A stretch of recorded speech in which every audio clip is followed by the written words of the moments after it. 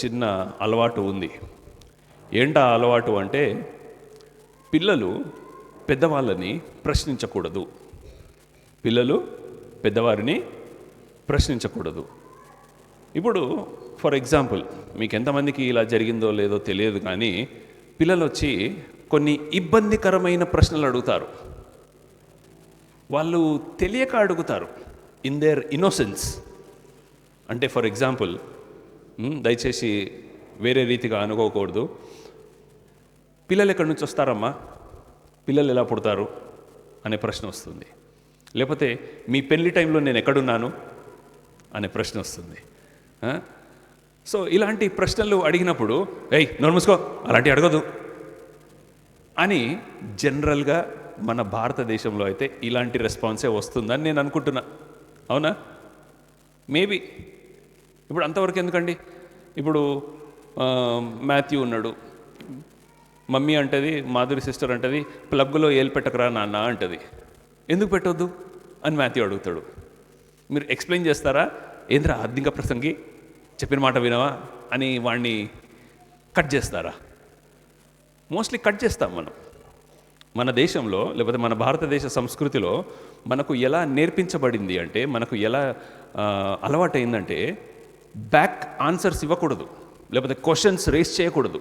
Especially తక్కువ వారు, అది ఏజ్లో అయినా సరే, ఎక్స్పీరియన్స్లో అయినా సరే, ఇంకా వేరే రీతిగా అయినా సరే, ప్రశ్నిస్తే నువ్వు నన్నే ప్రశ్నిస్తున్నావా, నీ ఏజ్ ఏంది, నీ గేజ్ ఏంది, అసలు నువ్వు నా ముంగట ఎంత అనే అంత దూరం వెళ్ళిపోతాయి. మీకు తెలుసో లేదో, యాక్చువల్గా బైబిల్లో కూడా దేవుణ్ణి ప్రశ్నించారు. మోషే ప్రశ్నించాడు. మోషే అన్నాడు, దేవా మరి ఐగుప్తులో నుండి ఇక్కడికి తీసుకొచ్చావు మమ్మల్ని, ఇక్కడ చావడానిక? ఇక్కడ చస్తే నీ గురించి ఎంత చెడ్డగా అనుకుంటారు దేవా. గిడియోను ప్రశ్నించాడు, నన్నే ఎందుకు సెలెక్ట్ చేసుకున్నావు దేవా. అబ్రహాం ప్రశ్నించాడు, అసలు నువ్వు ఇచ్చే వాగ్దానానికి నాకు గ్యారంటీ ఏంటిది. మోషే ప్రశ్నించాడు, గిడియోను, అబ్రహాము, యెషయా ప్రశ్నించాడు, దావీదు ప్రశ్నించాడు. అలా బైబిల్లో చూసుకుంటా పోతే ప్రశ్నించడము ఒక మంచి గుణము. మనకు ఎలా అలవాటయ్యింది అంటే, మనకు ఎలా నేర్పించబడింది అంటే, ప్రశ్నిస్తే, ఎస్పెషలీ దేవుణ్ణే ప్రశ్నిస్తే అదొక పెద్ద నెగిటివ్. దేవుణ్ణి ప్రశ్నించకూడదు, దేవుడు ఆయన చెప్పింది మనం నోరు మూసుకొని వినాలి. అలా అని బైబిల్లో ఎక్కడ రాయబడలేదు తెలుసా? అలా అని బైబిల్లో ఎక్కడ కూడా రాయబడలేదు. యాక్చువల్గా చెప్పాలంటే, నేను ఈరోజు మనకు టాపిక్లో కూడా మనం ఏం నేర్చుకుంటామంటే, దేవునిని ప్రశ్నిస్తే అది దేవునికి ఇష్టం. ఆ ప్రశ్నించే గుణము, ఆ ప్రశ్నించే జ్ఞానము, ఆ కేపబిలిటీ, అవన్నీ కూడా దేవుడే పెట్టాడు మనలో. అర్థమవుతుందా? ఇప్పుడు ఈ మైక్ని తయారు చేసినోడు ఈ మైక్లో మాట్లాడితే, లేకపోతే ఈ మైక్ తీసుకెళ్ళి సౌండ్ బాక్స్ ముంగడ పెడితే రీసౌండ్ వస్తుంది కదా. అది ఎవరు తయారు చేశారు? ఈ మైక్ తయారు చేసినోడే అలా తయారు చేశాడు. సో సౌండ్ బాక్స్ ముంగడ పెట్టి, నువ్వు సౌండ్ చేయొద్దు, రీసౌండ్ చేయొద్దు అంటే అట్లా వర్కౌట్ కాదు. నా పాయింట్ మీకు ఇక్కడ అర్థమవుతుందని నేను నమ్ముతున్నాను. దేవునిని ప్రశ్నించడము అనేది it's completely okay. It's actually biblical. ఎందుకు అనంటే, దేవుడు మనల నుండి ఒక రెస్పాన్స్ కోసం వెయిట్ చేస్తున్నాడని నేను అంటాను. నువ్వు గట్టిగా ప్రశ్నించాలి. ఎందుకు దేవా నా జీవితంలో, ఎస్పెషలీ గత 10 సంవత్సరాలుగా మన దేశంలో కానీ, మన వ్యక్తిగత జీవితాల్లో కానీ, మన భారతదేశ సంప్రదాయంలో కానీ, లేకపోతే మన భారతదేశ క్రైస్తవ సమాజంలో ఎన్నో ఇబ్బందులను, ఇక్కట్లను మనం ఎదుర్కొంటూ ఉన్నాం. మీకు ఇది ముందు కూడా చెప్పాను, మళ్ళీ ఒకసారి జ్ఞాపకం చేస్తాను. ఓపెన్ డోర్స్ మినిస్ట్రీస్ అని ఒక పెద్ద ఇంటర్నేషనల్ మినిస్ట్రీ ఉంది. ఆ మినిస్ట్రీ యొక్క ముఖ్య పని ఏంటో తెలుసా? ప్రపంచ దేశాలలో 250 దేశాలలో ఏ దేశము నంబర్ 1 స్థానంలో ఉంది, ఏ దేశము నంబర్ 2 స్థానంలో ఉంది, నంబర్ 3, నంబర్ 4, నంబర్ 5 అని ర్యాంకింగ్ ఇస్తారు. దేనికి ర్యాంకింగ్ ఇస్తారు? ఏ దేశంలో క్రైస్తవులు ఎక్కువగా శ్రమలు పొందుతున్నారు, ఏ దేశంలో క్రైస్తవులు ఎక్కువగా హతసాక్షులవుతున్నారు, ఏ దేశంలో క్రైస్తవుడిగా పుట్టడము చాలా ఇబ్బంది అవుతుంది. 2012 సంవత్సరంలో భారతదేశము ఆ జాబితాలో 21వ స్థానంలో ఉండే. ఎక్కడుండే? 21వ స్థానంలో ఉండే. 2015 సంవత్సరం నుండి 2025 సంవత్సరం వరకు ఈ గత దశాబ్దంలో భారతదేశము 9వ స్థానానికి వచ్చేసింది. అంటే మనం చాలా బెటర్ అయ్యామనుకుంటున్నారా? కాదు, పర్సిక్యూషన్ పెరిగింది, చాలా పెరిగింది. క్రైస్తవుల పట్ల, సంఘాల పట్ల, విశ్వాసుల పట్ల, మినిస్ట్రీస్ పట్ల భయంకరమైన అగచార్యాలు జరుగుతున్నాయి. భయంకరమైన హేట్రెడ్ పెరిగిపోతుంది. ఇప్పుడు ఇలాంటి సందర్భాలు జరుగుతూ ఉన్నప్పుడు, ఇలాంటి భయంకరమైన విషయాలు జరుగుతున్నప్పుడు ఒక సగటు విశ్వాసికి వచ్చే మొదటి ప్రశ్న ఏంటంటే, ఎందుకు దేవా, ఎందుకు ఇలా మేము నలగొట్టబడాలి? ఎందుకు నువ్వు ఇలాంటి శ్రమలను మా మీదికి రప్పిస్తున్నావు? ఎందుకు? ఈరోజు చాలామంది విశ్వాసులు చేసే ప్రార్థన ఏంటో తెలుసా? నెక్స్ట్ టైం బీజేపీ రాకూడదు అని. నెక్స్ట్ టైము బీజేపీ రాకూడదు అని. బీజేపీని అక్కడ కూర్చోబెట్టింది, నరేంద్ర మోడీని అక్కడ కూర్చోబెట్టింది ఎవరండి? దేవుడే. దేవుడు అధికారులను నియమించేవాడు. ఆమేన్. దేవుడు ప్రభుత్వాలను కట్టేవాడు. ఎప్పుడైతే ఫరో ఈ ఇశ్రాయేలు దేశస్తులందరినీ కూడా బాగా ఇబ్బంది పెడుతున్నాడో, నిర్గమకాండంలో అక్కడ 2-3 చోట్ల మనకు కనిపించే మాట ఏంటిదంటే, ఫరో హృదయాన్ని కఠినపరచువాడును నేనే అంటాడు. ఎందుకు కఠినపరిచాడు? ఆ బూటుతో వేసి, బూటు కాలుతో తొక్కుతున్నాడే ఫరో ఇశ్రాయేల్ వాళ్ళందరినీ, గొడ్డు చాకిరి చేయిస్తున్నాడే, వారికి సరైన తిండి తిప్పలు లేకుండా, ఇంకా పిల్లలు పుట్టకుండా ఉండాలి అని చెప్పి శారీరకంగా ఎంతో ఇబ్బంది పెడుతున్నా, ఎంతో గోస పెడుతున్నా, అయినా కూడా ఇశ్రాయేలు జనాంగము వర్ధిల్లుతూ వచ్చింది. కానీ ఇక్కడ పాయింట్ ఏంటిదంటే, ఆ మనిషి యొక్క మనస్సును కఠినపరిచింది దేవుడే. అయితే ఇలాంటి కఠినమైన పరిస్థితులలో మనకు ప్రశ్నించే సందర్భాలు వస్తాయి. ఎందుకు దేవా, ఎందుకు నాకు ఇబ్బందులు వస్తున్నాయి? లేకపోతే ఎందుకు నాకు ఈ కష్టాలు వస్తున్నాయి? ఎందుకు మా దేశం ఇలా చెడిపోతుంది? ఎందుకు ఎందుకు ఎందుకు అని ప్రశ్నించే తత్వము ప్రతి విశ్వాసికి ఉంటుంది. కాకపోతే నేను ఇంతకుముందు చెప్పినట్టు మన కల్చర్ని బట్టో, మనము పెరిగిన విధానాన్ని బట్టో, వేరే వేరే కారణాలను బట్టి మనం నోరు మూసుకొని ఉన్న వాళ్ళమైపోయాము. మొన్న రీసెంట్గా నేపాల్లో పెద్ద ర్యాలీ కాదు కానీ పెద్ద గొడవ జరిగిందట. ఎందుకు జరిగిందో తెలుసా? నేపాల్ ప్రభుత్వంలో, మరి ముఖ్యంగా నేపాల్ ప్రధాని, ఇంకా రూలింగ్ చేసే గవర్నమెంట్ ఏదైతే ఉన్నారో, భయంకరంగా కరప్షన్లో ఇన్వాల్వ్ అయిపోయారు, భయంకరంగా.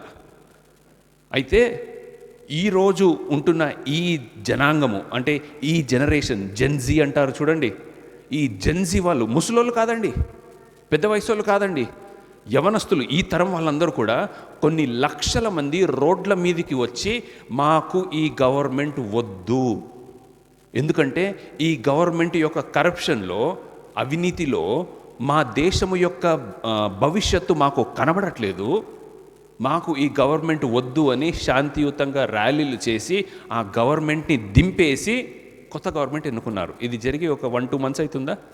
1-2 మంత్స్ అవుతుంది. మ్యాటర్ అది కాదు.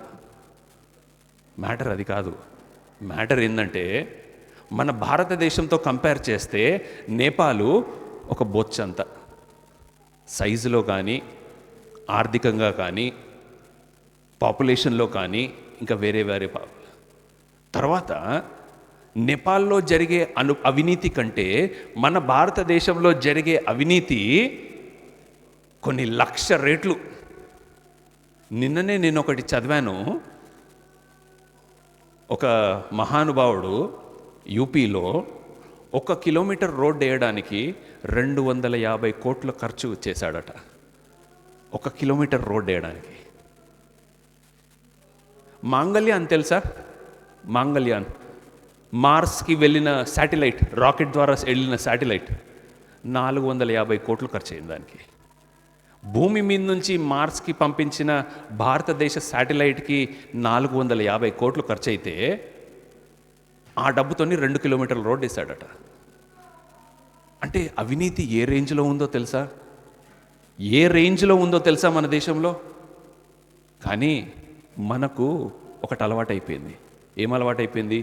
నోరు మూసుకొని ఉండడం. అది బైబిల్ అనుసారంగా తప్పు అని ఈరోజు నేను చెప్తున్నాను. ప్రశ్నించాలి, ప్రశ్నించాలి. నేను పోరాడాలి అనట్లేను, ప్రశ్నించాలి. సరే, గవర్నమెంట్ని ప్రశ్నిస్తావో అది వేరే విషయం, కానీ నీకు దేవునికి మధ్యలో ఎలాంటి మిస్అండర్స్టాండింగ్స్ ఉన్నా, క్లారిఫికేషన్స్ కావాలనుకున్నా, రహస్యమందు నువ్వు తలుపు వేసుకొని ఆ తలుపు లోపట వెళ్ళి రూమ్లో గొల్లం వేసుకొని దేవునితో అరువు. దేవుడు హ్యాపీగా ఫీల్ అవుతాడు. ఎందుకు దేవా, ఎందుకు ఇలా జరుగుతుంది అని దేవుణ్ణి ప్రశ్నించు, దేవుడు సంతోషిస్తాడు. అలా ప్రశ్నించిన ప్రవక్తలలో ఒకడు హబక్కకు. ఆయన పేరు హబక్కకు. ఈరోజు ఆ హబక్కకు గురించి మనము కొన్ని మాటలు నేర్చుకుందాం. ఎందుకు అనంటే హబక్కకుకి ఉంటున్న పేరు ప్రశ్నించే ప్రవక్త. చెప్పండి, ప్రశ్నించే ప్రవక్త. ఇర్మియాకు ఉంటున్న పేరు ఏడ్చే ప్రవక్త. ఓకేనా? విలపించే ప్రవక్త, లేకపోతే ఏడ్చే ప్రవక్త. ఏడిపించే కాదు, ఓకే, ఏడ్చే ప్రవక్త. కానీ హబక్కకు ప్రశ్నించే ప్రవక్త. ప్రశ్నించాడు. ఎలా ప్రశ్నించాడు అంటే, ఒకసారి ఆయన జ్ఞాపకం చేసుకుంటాడు. ఏమని జ్ఞాపకం చేసుకుంటాడంటే, దేవా, మా యొక్క ఇశ్రాయేలు యొక్క చరిత్రను చూసుకుంటే మమ్మల్ని ఎర్ర సముద్రం దాటించి ఐగుప్తు దేశం నుండి కానాన్ దేశానికి తీసుకెళ్ళావు. కానాన్ దేశం తీసుకెళ్ళిన తర్వాత మొదట న్యాయాధిపతులు మమ్మల్ని రూల్ చేశారు. దాని తర్వాత మీరందరూ ఏం చేస్తున్నారు? కింద తలకాలు పెట్టుకొని రాసుకుంటున్నారా? ఒక మాట చెప్పాలా? ఎంతమంది సినిమాకి వెళ్ళారు? సరే, నేను అడగనులే, కానీ థియేటర్లో పోయి డైలాగులు రాసుకుంటారా మీరు? చెప్పండి, చెప్పండి. ఒకటేసారి చెప్తాడు కదా వాడు, గుర్తుంటుందా? ఉంటుంది. ఇంటికి వచ్చి పొల్లు పోకుండా స్టోరీ రిటర్న్ మళ్ళీ చెప్తారా? చెప్తారు. మరి ఇక్కడ ఒక అర్ధగంట, గంట వాక్యము ఎందుకు మీరు రాసుకోవాల్సి వస్తుంది? చెప్పండి. మీరే మీకు మీరే ప్రశ్న వేసుకోండి. ఒక 3 గంటల సినిమాని మనం బట్టి అది బయాలజీ పేపర్లో కానీ ఇంకేదైనా క్వశ్చన్ పేపర్లో వస్తే పవన్ కళ్యాణ్ సినిమా స్టోరీ అంతా కూడా మనం ఆన్సర్ షీట్లో పేజీలు నింపుతాము. కానీ వాక్యాన్ని రాసుకోవాల్సిన దౌర్భాగ్యం ఏంటండి? రాసుకోవడం తప్పనట్లేను. నేనేమంటున్నానంటే, అక్కడ సినిమా థియేటర్లో మీరు చూపించే ఫోకస్ ఇక్కడ ఉండదు. అందుకే మీకు రాసుకోవాల్సి వస్తుంది, పాయింట్ బై పాయింట్. అవసరం లేదు, మీకు గుర్తుండేటట్టు. నేనేం నమ్ముతా తెలుసా? నేను ఒక టీచర్గా నేనేం నమ్ముతానంటే, నేను ఎవరికైతే వాక్యం చెప్పడమో, బోధించడమో, క్లాస్ తీసుకోవడమో జరుగుతుందో వాళ్ళకి అర్థం కాలేదంటే ఫాల్ట్ నాది, నేను సరిగా చెప్పలేదని అర్థం. ఓకేనా? ఎందుకంటే ఖచ్చితంగా నేను మీకు పూసగుచ్చినట్టు లేకపోతే ఓలిసిపెట్టినట్టు చెప్పాలనే ప్రయత్నం నాకుంటున్న దేవుడిచ్చిన భాష యొక్క జ్ఞానముతో, ఆత్మీయ జ్ఞానంతో మీకు ఒలిసిచ్చి చెప్తాను, మీకు గుర్తుండేటట్టు చెప్తాను. హబక్కకు 54 వచనాలు, 3 అధ్యాయాలు. 3 అధ్యాయాలని 3 పదాలతో మనం గుర్తుపెట్టుకోవచ్చు ఈజీగా. సో ఆ హబక్కకు ఎందుకు ప్రశ్నించాడు, ఏమని ప్రశ్నించాడు, ప్రశ్నిస్తే ఏం జరిగిందనేది మనం నేర్చుకుందాము. నేర్చుకొని దానిలో నుండి 3 ఆత్మీయ పాఠాలు నేర్చుకొని మనం క్లోజ్ చేసుకుందాము. మొట్టమొదటిగా హబక్కుక్.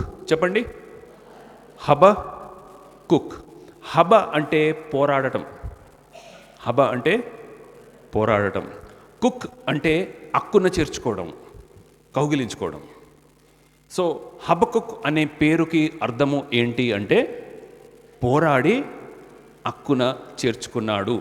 నా దేవుడు, నేను నా దేవునితో పోరాడినా, ప్రశ్నించిన, గొడవబడినా నన్ను మాత్రము అక్కున చేర్చుకున్నాడు అని మనకిక్కడ తెలియబడుతుంది. సో హబక్కూకు 3 అధ్యాయాలు కనబడతాయి. ఆ 3 అధ్యాయాలలో మొట్టమొదటి వచనము ఒకసారి మనం తీసి చదువుదాము. ఈరోజు ఒక 4-5 వచనాలు ఈ గ్రంథంలో నుంచి చదువుతాను. ఆ గ్రంథంలో మనము కొన్ని పాఠాలు నేర్చుకుందాము. మొట్టమొదటి చెప్పండి.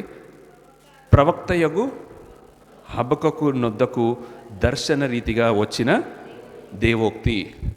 ఈ చివరి పదాన్ని గుర్తుపెట్టుకోండి. మనకు బైబిల్లో చాలాసార్లు కనబడుతుంది దేవోక్తి. చెప్పండి. అంటే దేవుని నుండి వచ్చిన డైరెక్ట్ మాట, మసాలా కలపకుండా ఉన్నది ఉన్నట్టుగా వచ్చిన మాట, అది దేవోక్తి. బైబిల్లో మీరు చూసుంటారు, దేవుని వాక్యాన్ని రకరకాలుగా పోల్చుంటారు. దేవుని వాక్యము ఒక అద్దం లాంటిది. అద్దం ఏం చేస్తుంది? మనలో ఉంటున్న పొరపాట్లు ఏమైనా చూస్తే దాన్ని సరి చేసుకోవడానికి చేస్తుంది.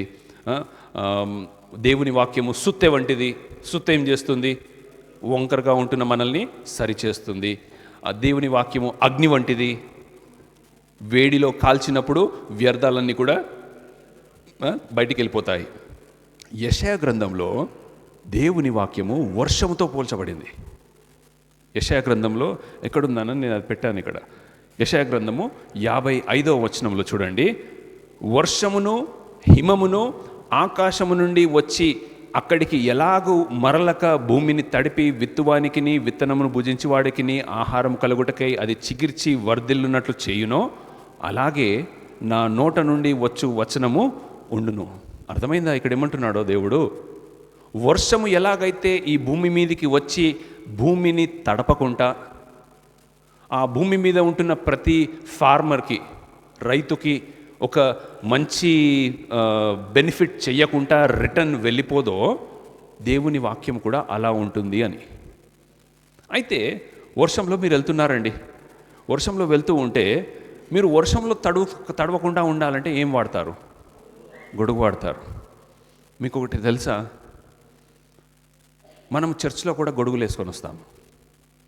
చర్చ్లో కూడా గొడుగులు వేసుకొని వస్తాము. రాజుగారు నవ్వుతున్నారు. అర్థమైందా? గొడుగంటే ఏంటో? గొడుగంటే ఏంటో తెలుసా?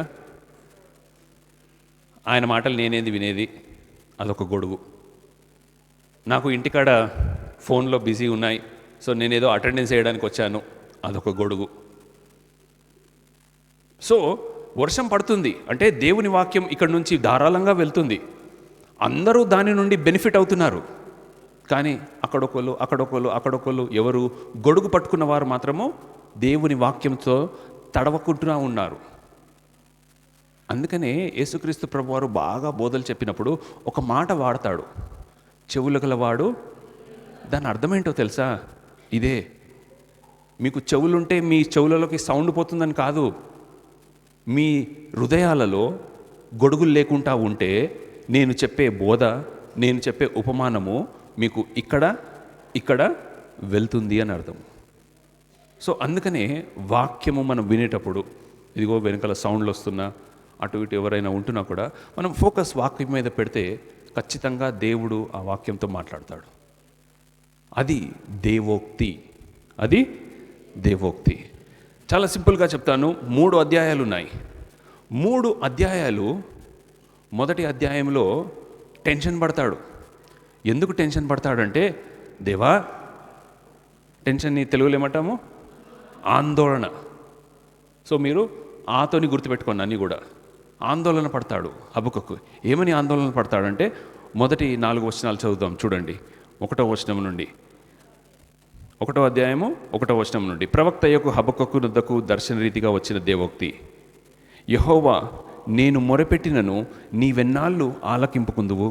బలాత్కారము జరుగుచున్నదని నేను నీకు మొరపెట్టినను నీవు రక్షింపక ఉన్నావు. నన్నెందుకు దోషము చూడనిచ్చుచున్నావు? బాధ నీవేళ ఊరకనే చూచుచున్నావు. ఎక్కడ చూచినను నాశనము బలాత్కారము అగపరుచున్నది, జగడము కలహము రేగుచున్నది. అందువలన ధర్మశాస్త్రము నిరర్ధకమాయను, న్యాయము ఎన్నడూ జరగకుండా మానిపోయెను. భక్తిహీనులు వచ్చి నీతి పరుల చుట్టుకొందురు, న్యాయము చెడిపోవచ్చున్నది. ఇంకో మాటలో ఏమంటున్నాడంటే, ఈరోజు న్యూస్ పేపర్ లాగా ఉంది. ఈరోజు న్యూస్ పేపర్లో ఎక్కువ ఏం కనిపిస్తాయి తెలుసా? వాడు చచ్చిండు, వీడు మోసం పోయిండు, అక్కడ దొంగతనం అయింది. మొన్నంట సత్యనారాయణ కాలనీలో ఎవడో గన్ తీసుకొని వచ్చి, తెలుసా మీకు ఇది? రాంపల్లియా? సత్యనారాయణ కాలనీ అది. కేఎఫ్సి ఉంది కదా, కేఎఫ్సి దగ్గర గన్ తీసుకొని వచ్చి ఒక జ్యువెలరీ షాప్లో, దాన్ని ఏమంటారు, ఆ పదం గుర్తు రావట్లేదు నాకు, దొంగలించుకొని పోవడం, దోచుకొని పోవడం, రైట్, దోచుకొని పోవడం, థ్యాంక్ యూ.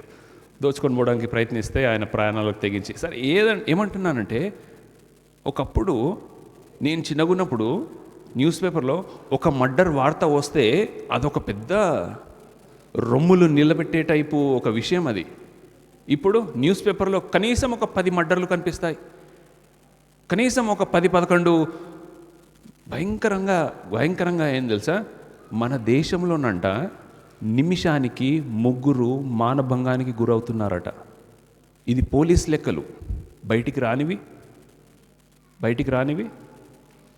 సో ఇక్కడ ఈ 4 వచనాల్లో చదివినప్పుడు హబక్కకు ఏమంటున్నాడంటే, ఎన్నాళ్ళు నువ్వు మౌనంగా ఉన్నావు దేవా? టెన్షన్ పడుతున్నాడు.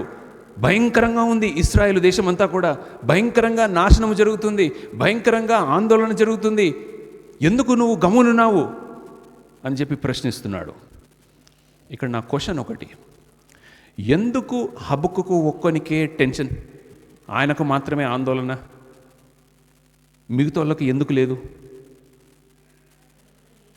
ఆయన ఒక్కడే నీతిమంతుడు, ఆయన ఒక్కడే పరిశుద్ధుడు.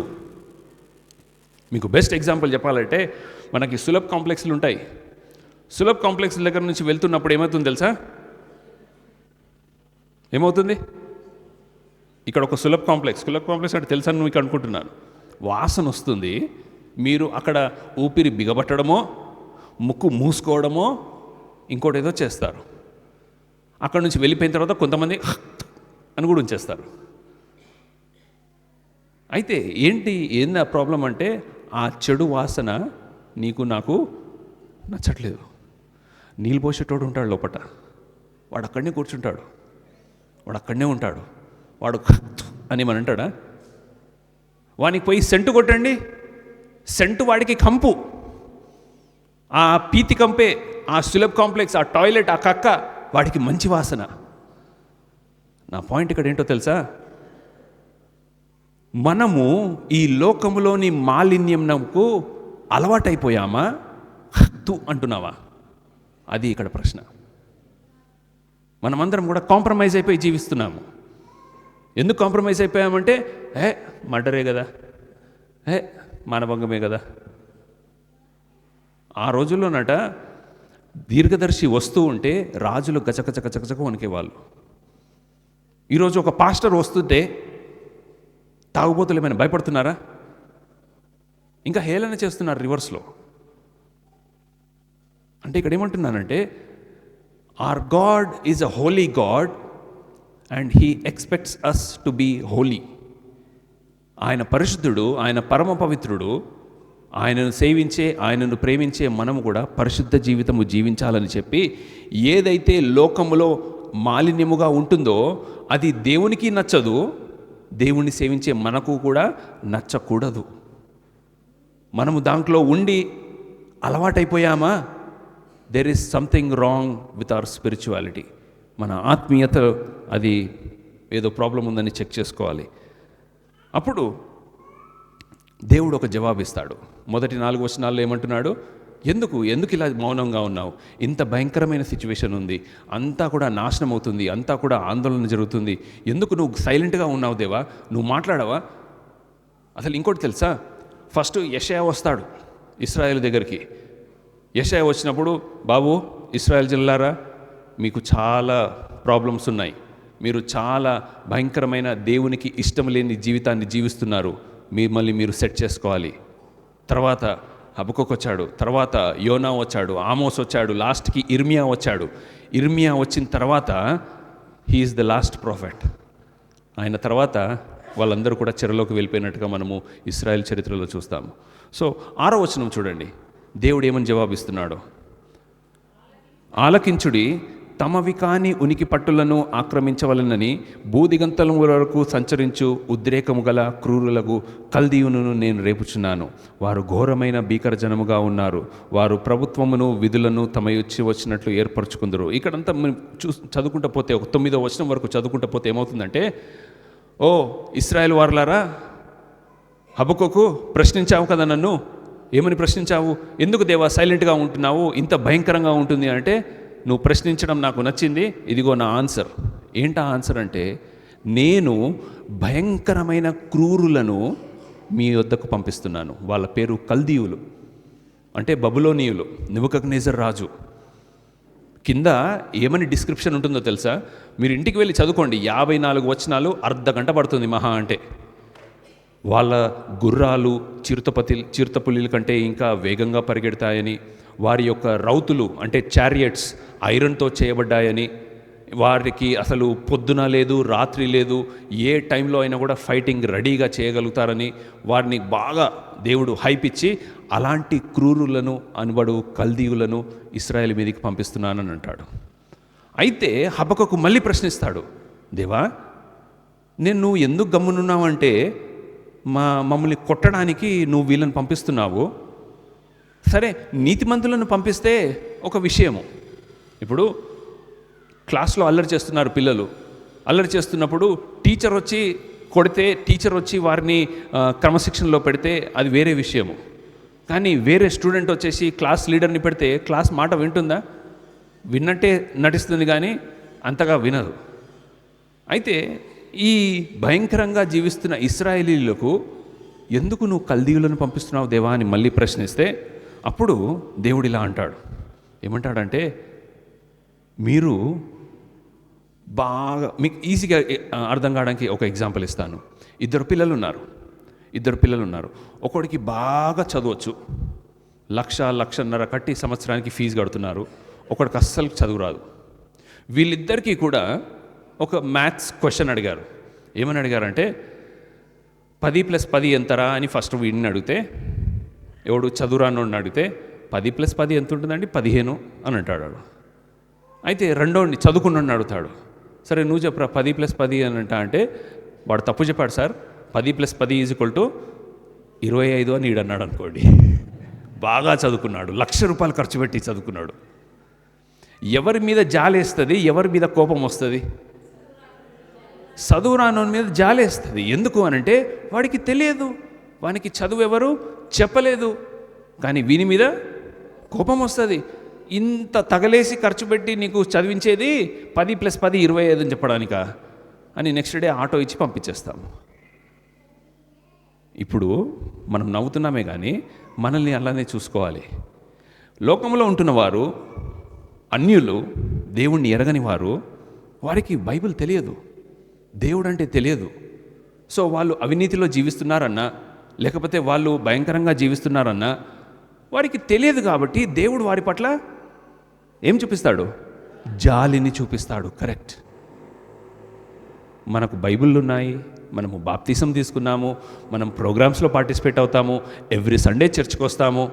అయినా కూడా మనము పిచ్చి పిచ్చి వేషాలు వేసామనుకోండి, దేవునికి మన మీద వచ్చేది కోపం, 100% కోపం. అందుకని దేవుడు అంటాడు, మీరు ఏర్పరచుకున్న జనాంగము ఎవరు? ఇశ్రాయేల్ వాళ్ళు. నేను మిమ్మల్ని సపరేట్గా ప్రేమించిన జనాంగము, మీకు పాలు తేనెలు ప్రవహించులో దేశంలో నడిపించిన జనాంగము, నా బిడ్డలు లేకపోతే నా జనులు అని ఎవ్వరికి కూడా ఇవ్వలేనటువంటి ఒక గొప్ప ఆధిక్యత మీకు ఇచ్చాను. కానీ మీకు ఎక్కువైపోయింది. అందుకనే బుద్ధిమంతులకు బుద్ధి చెప్పుటకు దేవుడు ఎవరిని ఎన్నుకున్నాడు? బుద్ధిహీనులను ఎన్నుకున్నాడు. బలవంతులకు బుద్ధి చెప్పుటకు దేవుడు ఎవరిని అనుకున్నాడు? బలహీనులను అనుకున్నాడు. ఇప్పుడు నేను అదే లైన్లో ఏమంటానంటే, నీతిమంతులకు బుద్ధి చెప్పుటకు దేవుడు నీతిహీనులను, అన్యులను ఎన్నుకుంటాడు. అప్పుడైనా సిగ్గొచ్చి మన బతుకులు మారతాయేమో, అప్పుడైనా మనము సెటరేట్ అవుతామేమో అని చెప్పి ఇలా దేవుడు దానికి ఇచ్చాడు. 2వ అధ్యాయం. 1వ అధ్యాయము ఆందోళన, 2వ అధ్యాయం దేవుడు అంటాడు, సరే హబక్కూకు వీళ్ళని పంపిస్తాను, కానీ నువ్వు ఒక పెద్ద ఫ్లెక్స్ కట్టాలయ్యా అంటాడు. ఫ్లెక్స్ అంటే ఒక పెద్ద హోర్డింగ్. ఆ హోర్డింగ్ మీద ఈ ఇశ్రాయేలు జనాంగానికి సంబంధించిన 5 పాపాలు బాగా నాకు కనిపిస్తున్నాయి.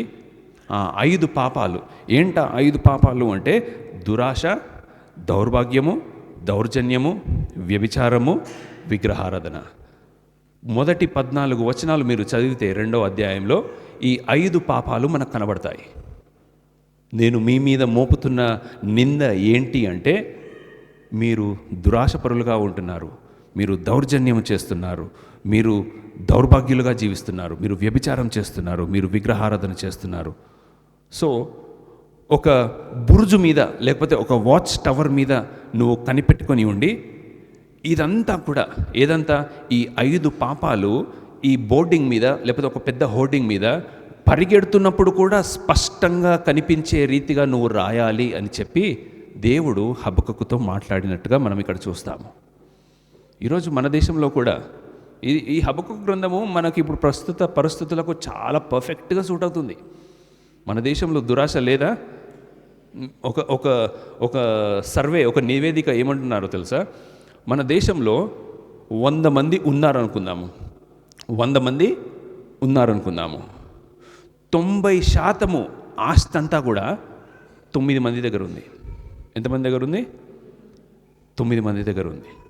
అంటే మన దేశం యొక్క ఏమంటారు, ఫైనాన్షియల్ ఏమంటారయ్యా, 2 ట్రిలియన్ ఎకానమీ 50 మంది దగ్గరనే ఉందట.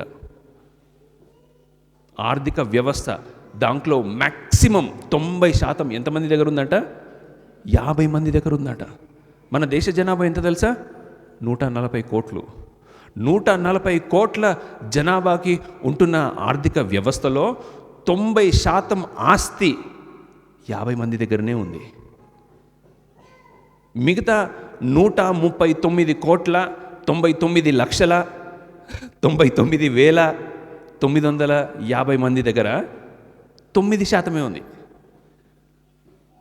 అర్థం కాలేదు. దురాశ మన దేశంలో బాగా ఉంది. చెప్పాను కదా ఇంతకుముందు, మొన్న లాస్ట్ ఇయర్ 2 ఇయర్స్ క్రితమో కూడా మన దేశంలో ఇప్పుడు ఉంటున్న బాగా ట్రెండ్ ఏం నడుస్తుందంటే పెద్ద పెద్ద విగ్రహాలను కడుతున్నారు. సర్దార్ వల్లభాయ్ పటేల్ విగ్రహం 3,000 కోట్లు. ఇంకో నివేదిక అంటాడు కదా, ఆ 3,000 కోట్లు ఉంటే మన 140 కోట్ల జనాభాకి కనీసం ఏ పని చేయకుండా ఒక 6 నెలలు పోషించవచ్చయ్యా. ప్రతి ఒక్కరికి ఒక 6 నెలలు పోషించవచ్చు. అది దేనికి తగిలేశారు? ఒక విగ్రహానికి. అంతటితో ఆగారా? లేదు, ఇంకా జరుగుతున్నాయి. దౌర్భాగ్యం ఉంది, దౌర్జన్యం ఉంది. దౌర్జన్యం జరగట్లేదా మన దేశంలో? భయంకరంగా దౌర్జన్యం జరుగుతుంది. దురాశ ఉంది, విగ్రహారాధన ఉంది.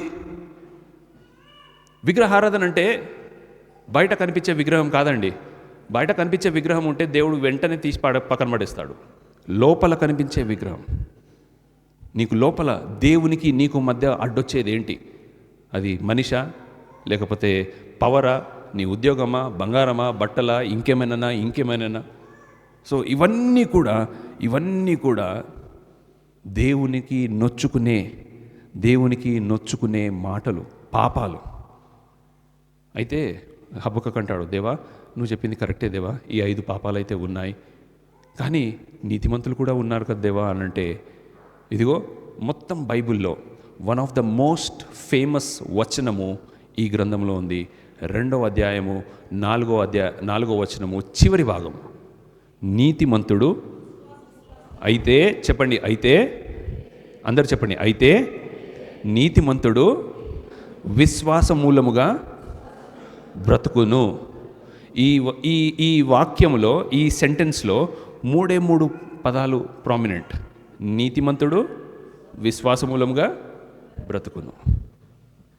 మీకు ఒకటి తెలుసా, ఈ వచనము ఇదే ఉద్దేశముతో 3 నూతన నిబంధన లేకపోతే క్రొత్త నిబంధన గ్రంథాలలో ఇదే వచనం రాయబడి ఉంది.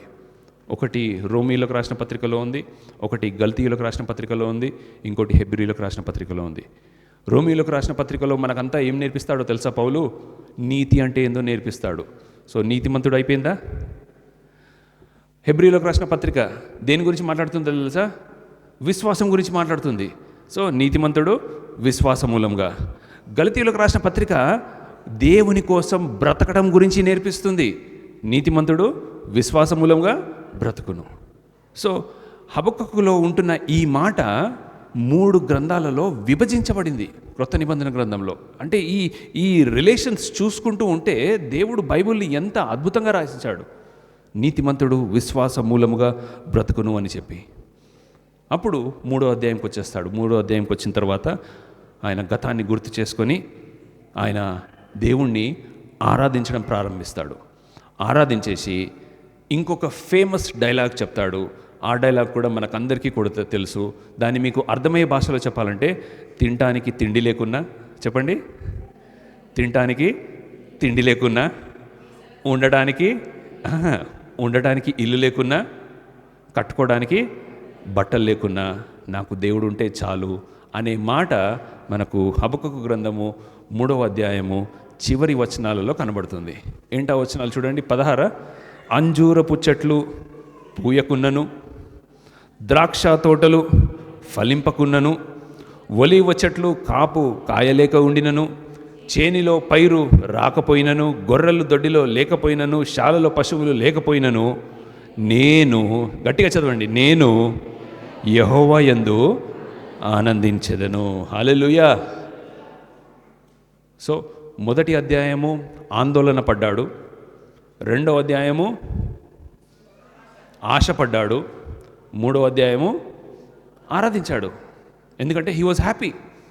ఎందుకంటే అవును దేవా, నాకు విశ్వాసము కావాలి, ఆ విశ్వాసము ఉంటేనే నీవు నన్ను బ్రతికించగలుగుతావని. రెండవది, నాకు నీ వాక్యం యొక్క జ్ఞానము కావాలి. చూడండి ఒకసారి 2వ అధ్యాయం 14వ వచనంలో ముగించేస్తాను. 2వ అధ్యాయం 14వ వచనంలో ఏమంటున్నాడు చూడండి. ఎలయనగా సముద్రము ఎలాగైతే జలములతో నిండి ఉన్నదో, భూమి యెహోవా మహత్యమును గూర్చిన జ్ఞానముతో నిండి ఉన్నది. జ్ఞానం అంటే ఏంటో తెలుసా? దేవుని వాక్యం నుండి వచ్చేది. యాకోబు పత్రికలో అంటాడు కదా, ఎవరికైనా జ్ఞానము కొద్దుగా ఉంటే నన్ను అడగండి. మనకి అందరికీ కూడా జ్ఞానము కావాలి, మనకందరికీ కూడా జ్ఞానం కావాలి. ఆ జ్ఞానము మన జీవితాలను కంట్రోల్ చేస్తుంది. నాలెడ్జ్, ప్లగ్లో ఏలు పెట్టకపోవడము కదా, ప్లగ్లో ఏలు పెడితే షాక్ కొడుతుంది అని చెప్పడము కదా. కానీ జ్ఞానం ఏం చేస్తుందో తెలుసా? విజ్డమ్ ఏమో చేస్తుందో తెలుసా? నెక్స్ట్ టైం నీకు ప్లగ్ కనబడినప్పుడు అది గుర్తొస్తుంది. ఏమని? లాస్ట్ టైం నేను ఇట్లా ఏలు పెట్టాను, నాకు షాక్ కొట్టింది అని చెప్పి. సో ఆ జ్ఞానం ఎక్కడి నుంచి వస్తుందని చెప్తున్నాడు? దేవుని వాక్యం నుంచి వస్తున్నాడు. సో మొదటిది విశ్వాసము, నీతిమంతులు విశ్వాస మూలంగా బ్రతుకును. రెండవది, దేవుని వాక్యము మనకు జ్ఞానానికి నిదర్శనము. మూడవది చివరి వచనం అంటాడు చూడండి, 2వ అధ్యాయం 20వ వచనంలో. 2వ అధ్యాయం 20వ వచనంలో ఏమనుంది? 20 అయితే యెహోవా తన పరిశుద్ధాలయంలో ఉన్నాడు, ఆయన సన్నిధిని లోకమంతయు మౌనముగా ఉన్నాం. శామ్ జే వేదాల విన్నారా? శామ్ జే వేదాల అని ఒక ముసలాయన బ్రతికే ఉన్నాడు, ఇంకా పాటలు రాశాడు. ఆయన రాసిన ఫేమస్ పాటల్లో ఒకటి ఏందో తెలుసా? నీవుంటే నాకు చాలు యేసయ్యా అనే పాట రాసింది ఆయన్నే. దాంట్లో ఆయన ఒక వచనంలో ఏమంటాడంటే, టైటానిక్ చూసారా మీరు? టైటానిక్ లాంటి పెద్ద పెద్ద ఓడలకి ఒకవేళ బై మిస్టేక్ ఈ పెద్ద ఓడ ఏదైనా ప్రమాదవశాత్తు మునిగిపోతుంది అంటే చిన్న చిన్న పడవలు ఉంటాయి. వాటిని ఇంగ్లీష్లో ఏమంటారో తెలుసా? లైఫ్ బోట్స్ అంటారు. వాటిని ఏమంటారు? లైఫ్ బోట్స్ అంటారు. అంటే ఈ టైటానిక్ లాంటి పెద్ద పెద్ద ఓడలు ఉన్నప్పుడు ఆ ఓడలకి ఏదైనా ప్రమాదవశాత్తు పలిగిపోయినా మునిగిపోతున్నా వెంటనే ఒక్కొక్క లైఫ్ బోట్లో ఒక 10 మంది, ఒక 5గురు మీరు దాంట్లో దిగి మీరు ఈ యొక్క విపత్తు నుండి తప్పించుకోవచ్చు అని అంటారు. అయితే ఇక్కడ విషయం ఏంటో తెలుసా? ఈ లైఫ్ బోట్ యొక్క కెపాసిటీ 24 గంటలు మాత్రమే. అంటే నువ్వు ఒక పసిఫిక్ మహాసముద్రంలో ప్రయాణం చేస్తూ వెళ్తున్నావు అనుకో, సడన్లో నువ్వు వెళ్తున్న ఓడ పెద్ద షిప్ మునిగిపోయింది, నువ్వు లైఫ్ బోట్లో ఎక్కి కూర్చున్నావు, నీకు 24 గంటల టైం ఉంది. దేనికి? ఇంకా ఎవరైనా వచ్చి నిన్ను కాపాడడానికి. అయితే ఈ శ్యామ్ జే వేదాల గారు రాసిన పాటలో ఆయన వచ్చిన ఏంటిదంటే, బ్రతుకు నావ పగిలిన, అంటే లైఫ్ బోట్, మెయిన్ బోట్ కాదు, లైఫ్ బోట్ కూడా పగిలిన. దాని తర్వాత ఏముంది వచనంలో, నేను కూడా మర్చిపోయాను. బ్రతుకు నావ పగిలిన, కడలి పాలైనను, నీవుంటే నాకు చాలు యేసయ్య. సో ఆ పాటలో మంచి అర్థం ఉంది. ఏంటంటే మనం 3 విషయాలు ఇప్పుడు నేర్చుకున్నాము. దేవుని యందు విశ్వాసం ఉంచటం, దేవుని యొక్క జ్ఞానము వాక్యముతో ముడిపడి ఉంది. 3వది, దేవుని సన్నిధి ఉంటే నాకు ఇంకా ఏది కూడా వద్దు అంటున్నాడు. హబక్కకు అదే మాట అంటున్నాడు. అంజూరపు చెట్లకు అంజూరలు కాసిన, శాలలో పశువులు ఉన్న, దొడ్డిలో గొర్రెలు ఉన్న, నాకు తినడానికి తిండి ఉన్న, కట్టుకోవడానికి గుడ్డలు ఉన్నా లేకున్నా, పడుకోవడానికి ఒక బెడ్ ఉన్నా లేకున్నా, నేను మాత్రము యెహోవా నందు ఆనందించెదను. అందరూ లేచి నిలబడండి. ఇది